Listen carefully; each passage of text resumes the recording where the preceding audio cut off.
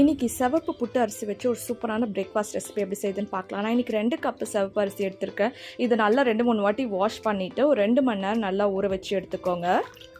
இப்போ இந்த அளவுக்கு நல்லா ஊறின பிறகு இப்போ பாருங்கள், இதை நல்லா ஒரு ஒயிட் டவலில் இல்லை காட்டன் டவலில் நல்லா போட்டு ஃபேன் காற்றுல இல்லை வெயிலில் ஒரு 5 நிமிஷம் வச்சு எடுத்திங்கன்னா இந்த அளவுக்கு நல்லா காஞ்சிருக்கணும்.